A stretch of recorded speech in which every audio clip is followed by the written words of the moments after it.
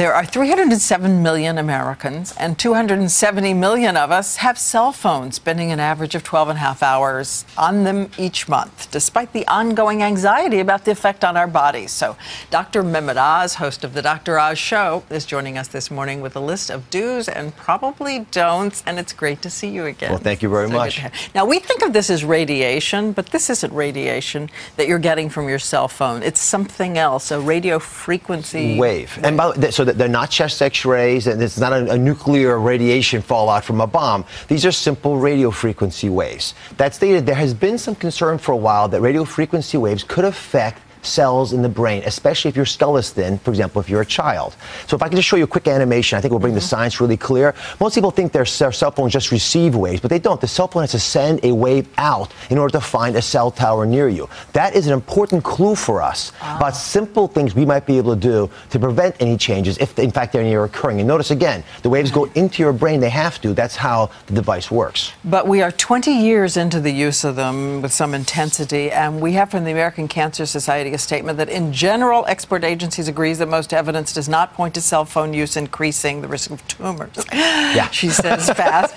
And also an FDA statement. So far, studies have not shown any bad effects for anyone from cell phone RF. So the bottom line on the studies so far? Well, until recently, I think those were pretty good encapsulations of what was found, which is that over the periods of time examined, 3 to 5 years of cell phone use, you weren't finding differences. But there have been some recent studies that have been alarming, where you follow people for longer periods of time. And Diane, remember that if you're going to look at something very subtle like radio frequency waves affecting brain cells, you have to study them over a decade. So guess what? Because of some of these studies, Britain, France, and Israel have now offered advisories cautioning us, not telling us not to use cell phones, but cautioning us to be smart. Let's run through these precautions. Under the age of 14?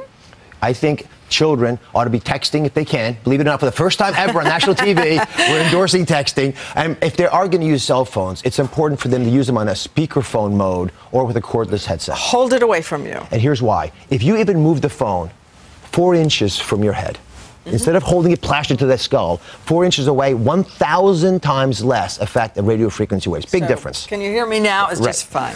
Headsets also, with the wires on them, are a good thing. But let me ask you about this. This surprised me.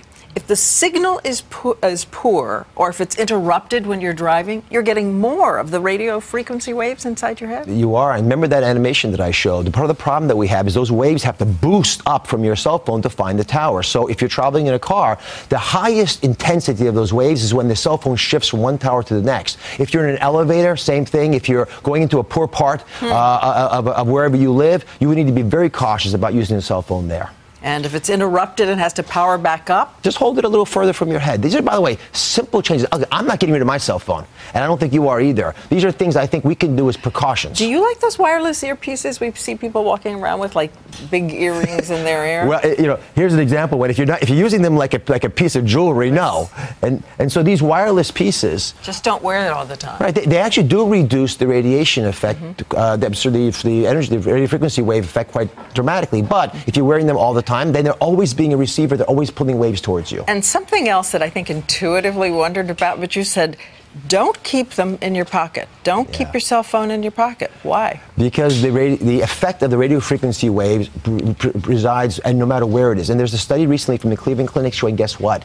You can actually affect the sperm in males with these devices. So if you have an option of putting it in the purse or not keeping it on your body, take advantage of it. If every once in a while you got to put it on your belt, fine. But this should not be, again, a part of your dressing every morning. Okay, before we let you go, I know coming up later this week, you're tackling something that is deep, high in the list of ick, and that would be bed bugs. Here's a clip. When it gets dark, because the bed bugs hate the light, they start coming out. They start to swarm. They love the heat and they love the darkness. And as they swarm, they come up on your skin.